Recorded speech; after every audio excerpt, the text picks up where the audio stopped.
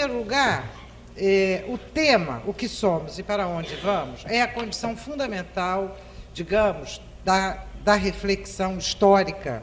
Histórica não no sentido dos historiadores profissionais, porque os historiadores profissionais muitas vezes acham que eles têm o monopólio da história. Não no sentido necessariamente dos historiadores profissionais, mas no sentido daquilo que nos integra como seres humanos, que é a historicidade, que é a capacidade propriamente humana de nos transformarmos no tempo. E capacidade que está ligada fundamentalmente ao ato do trabalho.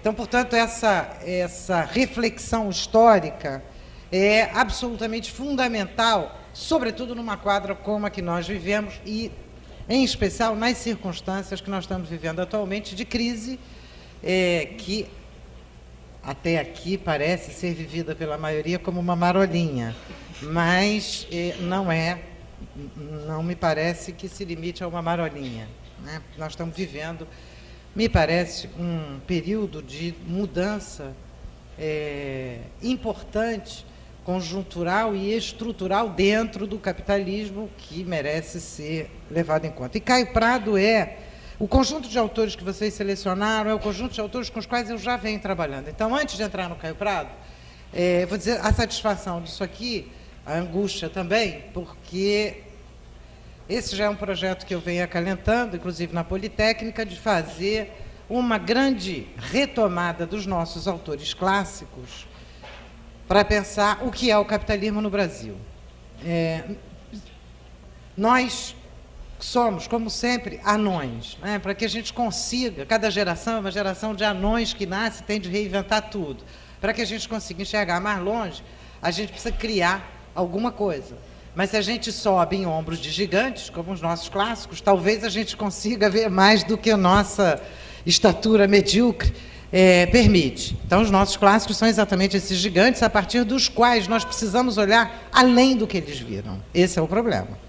Esse é o nosso desafio.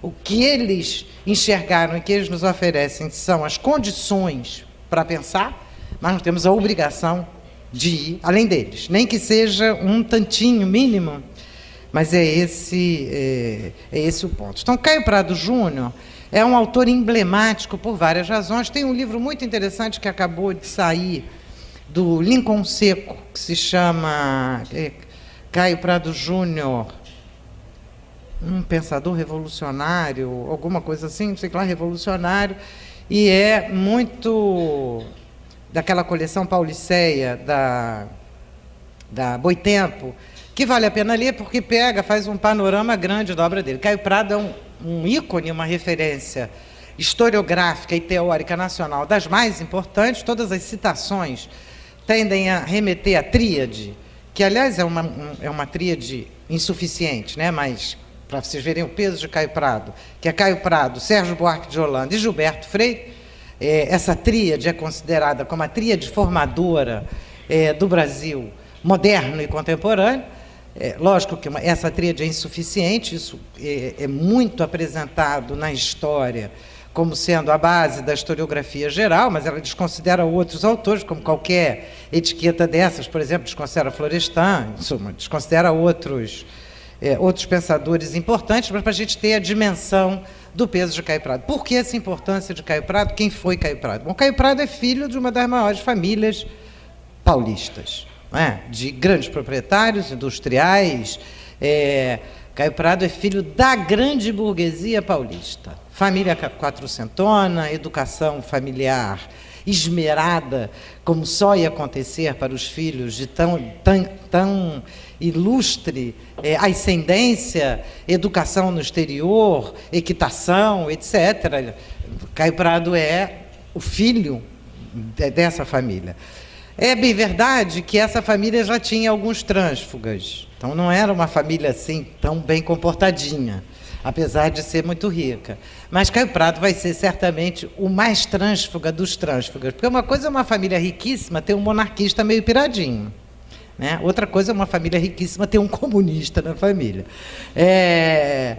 Então, ainda que a família tivesse trânsfugas, nada se compara ao desvio de rota do que estava programado na origem que Caio Prado vai realizar, aderindo muito precocemente ao Partido Comunista, e mais do que isso, sendo o autor que vai inaugurar, do ponto de vista nacional, ele não é o primeiro autor a escrever a partir do materialismo histórico, mas é o que vai inaugurar, do ponto de vista nacional, uma reflexão a partir do materialismo histórico. Porque, do ponto de vista nacional, ele vai ser o primeiro cuja publicação atinge um público muito mais extenso e amplo, até porque Caio Prado, no partido, e sendo vindo de uma família rica, Caio Prado vai ser dono de editora,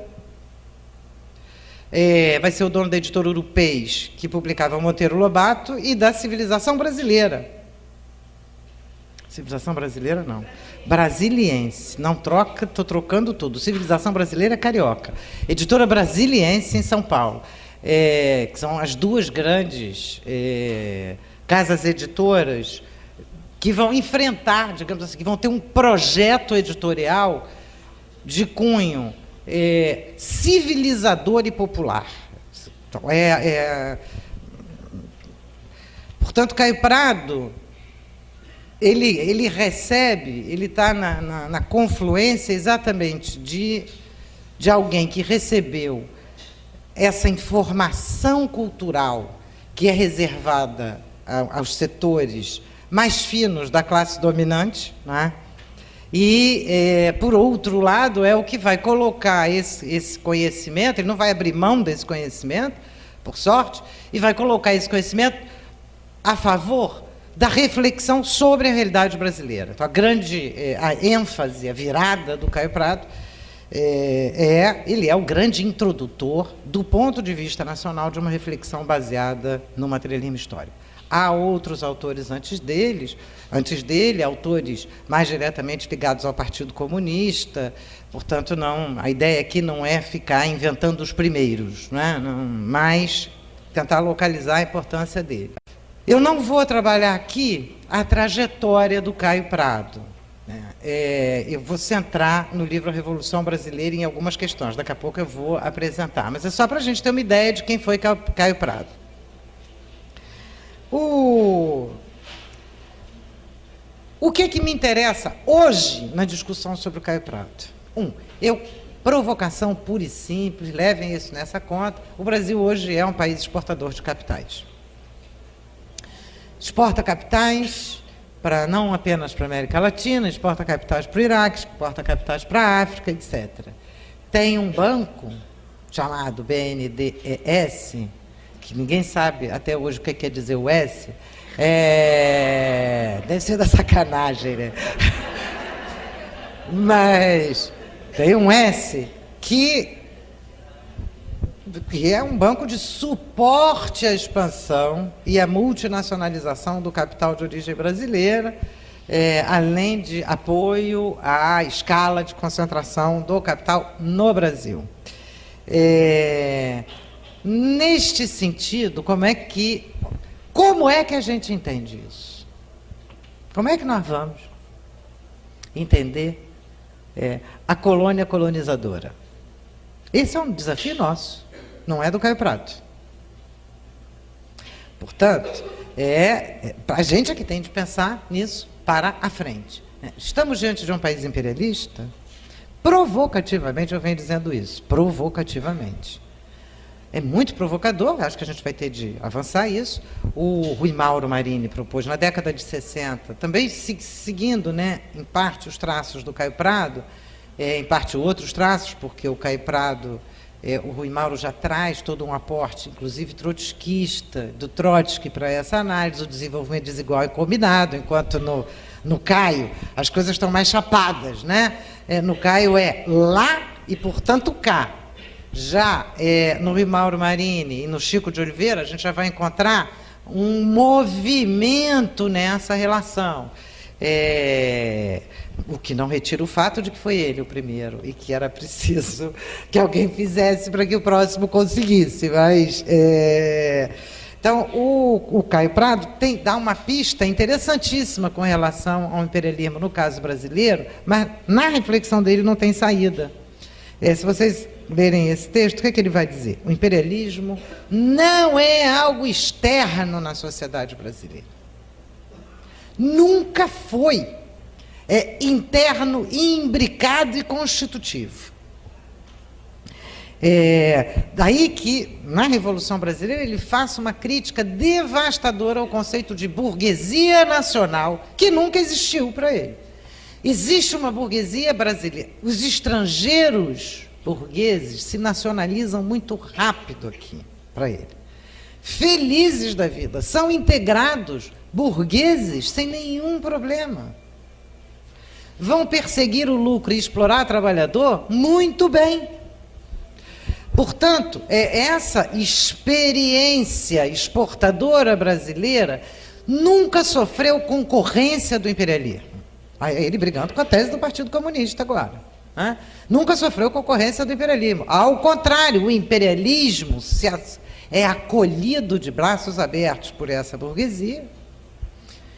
E esta burguesia que acolhe o imperialismo ganha com esse imperialismo escala de exploração que ela nunca tinha sonhado antes. Isso é Caio Prado, hein? Isso é a Revolução Brasileira. Ele diz que burguesia nacional é mito.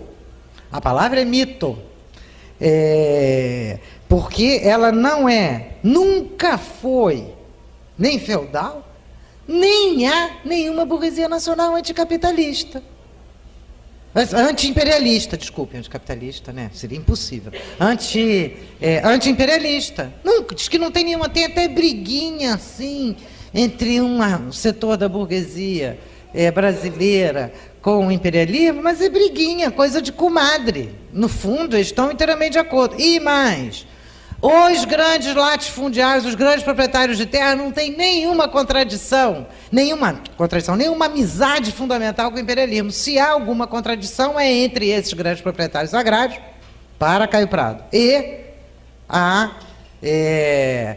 e o imperialismo, e não da burguesia industrial. Por que ele diz? Tem alguma contradição, porque essa tese dele precisa ser matizada, mas é a tese dele. Ele diz o quê? Os grandes proprietários agrários não estão nem aí para o imperialismo. O problema deles é o mercado internacional, mas eles não estão nem aí para o imperialismo. O negócio é ainda continuar a explorar aqui, proteção lá, eles não estão nem se lixando. Então, não tem burguesia nacional e mais. São assim, tudo casado um com o outro, tudo... o mesmo latifundiário é também banqueiro, é também comerciante, é também industrial. A fabricação de saco de algodão no Nordeste começa para poder mandar o algodão para fora. A fabricação do saco de juta para o café em São Paulo vai tornar o fazendeiro paulista industrial, etc. Então, portanto, estão todos casados entre eles, felizes da vida, e não tem nenhuma. Ao contrário, chamam, convidam a burguesia ou o imperialismo como forma de ampliar os seus negócios. Não tem nenhuma contradição. Mas uma vez feita essa relação, ele volta à questão de que o problema brasileiro é o de instaurar uma nação. Percebe? Então, assim, não há nação, porque não há nação, de alguma maneira, falta a burguesia nacional que seria capaz de cumprir essa etapa. Ele tem alguma coisa que sobra como etapa. Ele avança pra caramba, mas tem alguma coisa que resta lá para trás. Ele vai reconhecer, olha só, em 66, na página, nessa edição aqui, na página 91, ele vai dizer o seguinte: o mercado interno, antes inexpressivo e contando muito pouco como fator propulsor das atividades econômicas brasileiras, já se emparelha nesse sentido ao externo e começa mesmo a ultrapassá-lo em importância e significação. Isso, sem dúvida, constituiu um considerável progresso e grande passo no sentido da integração nacional da economia brasileira. Mas é um progresso que, pela maneira como se realiza, ou se realizou até hoje, se anula em boa parte e se autolimita, encerrando-se em estreitas perspectivas. Isso porque se subordina a circunstâncias que, embora aparentemente distintas do antigo sistema colonial, guardam com esse sistema, na sua essência, uma grande semelhança. De um lado, porque a diversificação da produção para o atendimento das necessidades próprias do país e de sua população, e a libertação com isso do exclusivismo de atividades econômicas voltadas para a exportação, se realizam paradoxalmente por um processo em que a função exportadora conserva de fato sua primazia. Então nós voltamos para o sistema, aumenta o mercado interno, mas ele não trata as duas coisas juntas. Embora. O que ele faz? Ele vai vendo o crescimento do mercado interno como relação social, mas volta de novo a explicação para o mercado externo. Então, acho que, e ao mesmo tempo mostrando que esse capitalismo brasileiro é um capitalismo intrinsecamente constituído pela burguesia brasileira e pelo imperialismo. Então, essas duas questões, que eu acho que são formidáveis colocadas nele, exigem da gente ainda dar muito passo. Então, eu tenho de ler Caio Prado muitas vezes para conseguir chegar a dar um passinho a mais, que ele não pode mais dar porque está morto. Né? Mas, ainda bem que os nossos mortos nos deixam heranças como essas. Né? Eu acho que essa é o papel fundamental da gente agora, quando a gente trabalha com eles, tentar pelo menos conseguir escalar para chegar no ombro deles. O Caio Prado vai analisar o Brasil não mais como uma história, o que faziam os historiadores naquela época. Eles tentavam identificar o processo, quando trabalhavam como historiadores, faziam uma história administrativa, sobretudo administrativa. Então, a gente vai lá por leis e decretos, quem ocupa o Estado, quem não ocupa o Estado, o que é que faz, o que é que não faz, etc. Então, você vai seguindo uma linha do tempo do Estado. O Caio vai colocar isso literalmente de cabeça para baixo, ou então vinha pela raça. E a grande questão que atravessa a historiografia na virada do século XIX para o século XX este país pode ser uma nação. A maioria achava que não. O Caio aposta que sim e que tem de ser. Mas essa é a discussão que está posta, está posta para o Caio também. Este país pode vir a ser uma nação. O país existe, ele é independente, ele tem uma economia, ele tem... Que o país existe, não há dúvida, mas poderá ou não vir a ser nação. Então, o que faz o Caio? Ele sai do esquema, tanto administrativo quanto do esquema racial, que era onde estava a maior parte das explicações. A maior parte das explicações dizia que esse país não pode ser nação, porque ele é constituído por raças que foram colocadas aqui de maneira aleatória. Então, aí você tem as propostas do embranquecimento, ou tem as propostas do esquece, deixa para lá, que daqui a pouco a gente vê como é que fica. Então, portanto, não fala do embranquecimento, porque garante os brancos no lugar deles, e por aí vai. Então, o que faz o Caio? Ele, em vez de pensar unicamente esse processo internamente, ele tenta entender a colonização do Brasil como integrando como sendo parte integrante de um projeto internacional de expansão do capitalismo mercantil. Portanto, a colonização do Brasil não é simplesmente os portugueses no Brasil. A colonização brasileira é, para ele, uma parcela de uma empresa muito mais vasta e muito mais extensa, que é a expansão mercantil do capitalismo, e no qual o Brasil toma parte. Ele não olha mais para esse processo interno como constituído unicamente pelos seus integrantes internos, mas como dentro de um processo mais extenso, acumulação e expansão do capitalismo sob a sua forma mercantil, que vai implantar nos trópicos uma grande empresa colonizadora. Então, a ideia central dele o que se implanta nos trópicos é uma empresa colonizadora. O que é uma empresa?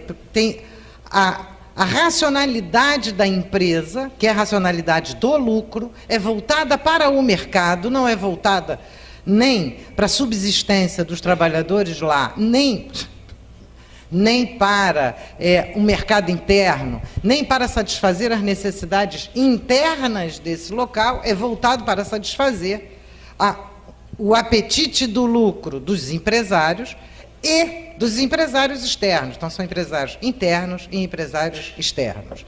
Esse sentido, ele só é compreensível quando a gente acrescenta o papel que é atribuído nessa empresa colonizadora, nesse empreendimento colonial, o lugar do trabalhador. O trabalhador não tem lugar nesse mundo a não ser como a coisa que permite que tudo isso exista. Ponto. Ele não é sujeito de nada nesse processo. Nada do que está sendo feito ali se volta para ele, tem interesse nele. Ele apenas mente algo como pura capacidade de trabalho. Aqui nós já temos 3 marcas fortes desse processo colonizador, dessa empresa colonizadora, que é, primeiro,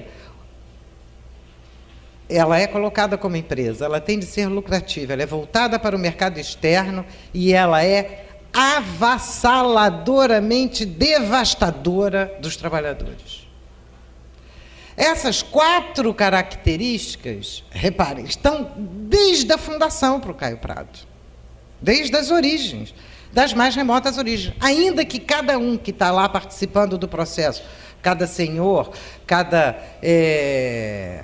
um dos integrantes, cada grande proprietário, ou senhor escravista, ou escravo, ou homem livre existente na sociedade brasileira colonial, ainda que cada um desses sequer pense ou tenha alguma ideia sobre isso, todos eles contribuem para que este processo funcione de maneira azeitada. Então, o que ele diz? Isso é muito inteligente no Caio Prado, é que só é possível perceber plenamente o sentido da colonização na independência, quando o país que se forma, o país que se constitui, o país que se emancipa na independência, mostra claramente do que ele resulta e o que ele é. Isto é, ele resulta dessa empresa colonial, e resultando dessa empresa colonial, ele só pode seguir para frente sendo o que ele é. E o que ele é? Ele continua sendo uma empresa colonial. Então, o sentido da colonização é algo que ninguém atribuiu a ela especificamente, singularmente, disse, ela tem de ter este sentido. O sentido resulta. Por isso ele não é teleológico, ele não está dizendo que em algum momento os portugueses disseram assim, o sentido que daremos à colonização o sentido da colonização é o que resulta do processo, e que ele só pode colher, ele, Caio Prado, e a gente, portanto, depois que esse processo está colocado. Mas esse sentido da colonização vai ser a marca de nascença da história brasileira para frente. Isso significa que o Caio Prado está dizendo algo de completamente iconoclasta na primeira metade do século XX, que o Brasil nasceu capitalista. É o segundo ponto. Ele é uma parte escravista, devoradora de trabalhadores, etc., etc., etc., racialmente injusto, racista, tudo que se quiser. Porém, ele se constitui no bojo da expansão do capitalismo e ele é, portanto, parte integrante do capitalismo no cenário internacional. É capitalista desde que nasceu, ainda que este capitalismo seja um capitalismo periférico, colonizado, marcado pelo sentido da colonização. Agora a gente começa a ver a importância do sentido da colonização para frente, porque o sentido da colonização não é só entender ele para trás, né? O que o Caio Prado tenta fazer é o que somos para trás. Para onde vamos? Ele diz, ele diria, né, que eu não estou citando, de maneira mecânica, de maneira simplesmente repetitiva, de maneira natural, entre aspas, vamos continuar repetindo esse sentido da colonização, a não ser que a gente faça alguma coisa de diferente. Porque este sentido da colonização informa as nossas características principais. Ele, inclusive, vai analisar não só a independência, mas o fim do tráfico escravo, a abolição e a entrada de imigrantes, para tentar entender como é que essas características da devastação da força de trabalho, da desqualificação da força de trabalho, se perpetuam no processo histórico, mesmo quando as condições primeiras desapareceram, se perpetuam porque essa empresa exportadora segue sendo a empresa economicamente dominante no país. Quer dizer, a independência ocorre. Olha, eu vou convencer todo mundo da justeza do Caio Prado, mas eu não estou de acordo com tudo que o Caio Prado não, hein? Tá? Eu estou apresentando o Caio Prado, por enquanto. Qual é a tese dele? A empresa, a independência e mesmo os processos fundamentais, como esses que eu mencionei, que seriam de libertação da força de trabalho, não alteram as condições econômicas fundamentais da grande empresa exportadora. Então, portanto, a economia brasileira pós-independência segue sendo uma economia totalmente marcada pelo processo colonial, na qual a grande empresa é uma grande empresa exportadora, a força de trabalho continua sendo degradada,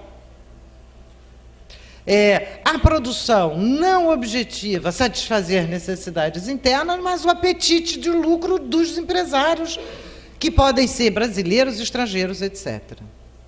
O sentido da colonização, que foi extremamente combatido entre historiadores, etc., e continua sendo, o sentido da colonização nada tem de teleológico ou anacrônico. O sentido da colonização é perceber o que, na nossa formação, nos marca de maneira mais ou menos permanente e tende, portanto, deixado a si mesmo, sem intervenção política consciente, tende a se reproduzir como marca normal. Por isso o sentido da colonização nos marca ainda para o Caio Prado. Né?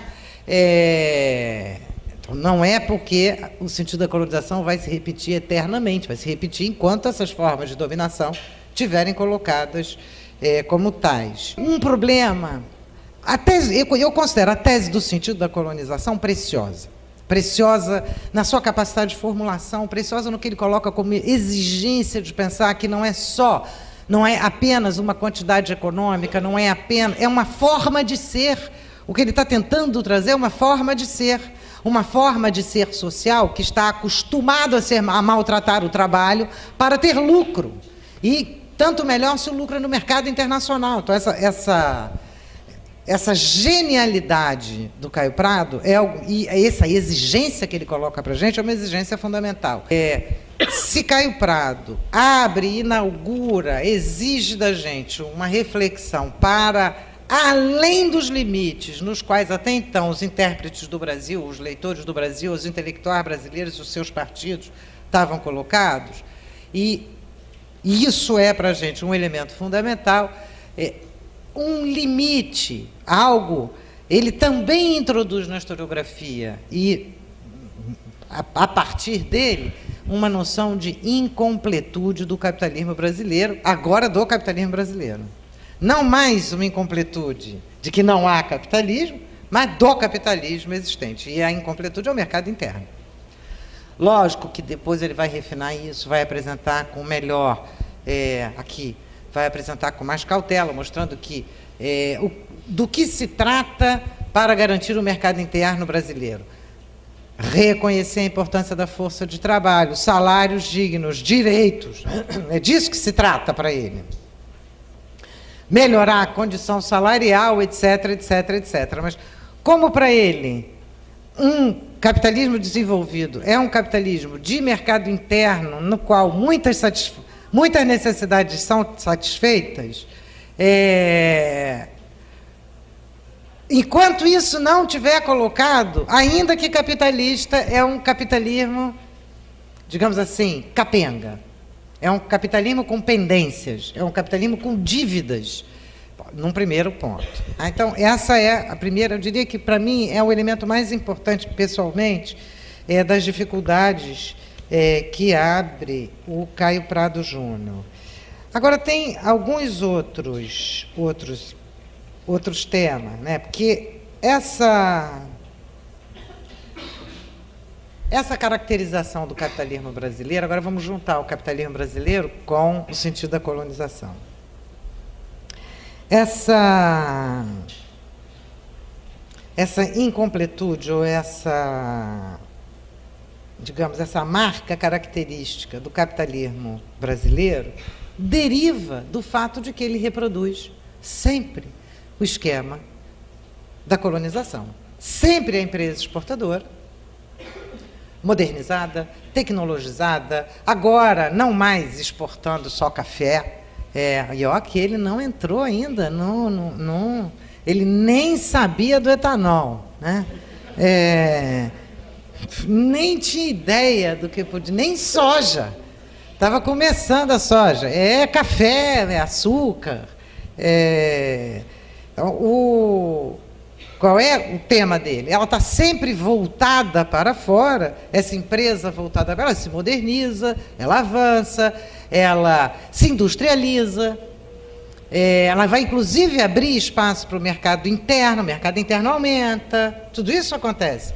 Mas o fulcro dominante é o fulcro da exportação para satisfazer matérias-primas ou produtos adicionais no exterior, enquanto internamente o impulso não é endógeno, digamos assim. O impulso desse capitalismo não é endógeno.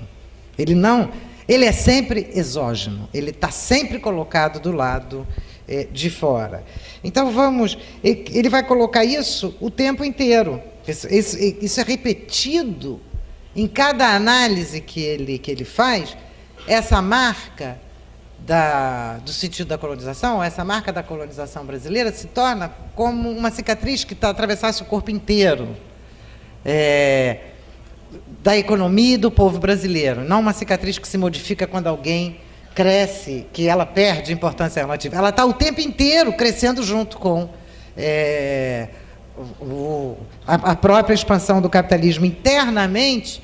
Ao se reforçar como capitalismo interno, reproduz e reforça a sua dependência externa. É essa a questão dele. Ele, de modo algum, reduz essa dependência. Eu vou retomar isso, olha só, por exemplo, em 77, na perspectiva em 77, ele diz, aspas, deixamos de ser, em nossos dias, o engenho e a casa grande senzala do passado. Referência ao Freire, lógico, né? E a casa grande senzala do passado, para nos tornarmos a empresa, a usina, o palacete e o arranha-céus, mas também o cortiço, a favela, o mucambo, o pau-a-pique. Essencialmente, contudo, com as adaptações necessárias determinadas pelas contingências no nosso tempo, somos o mesmo do passado, se não quantitativamente, na qualidade. Na substância, diria a metafísica aristotélica, embora em mais complexa forma, o sistema colonial brasileiro se perpetuou e continua muito semelhante. Isso Caio Prado Júnior, perspectiva em 1977.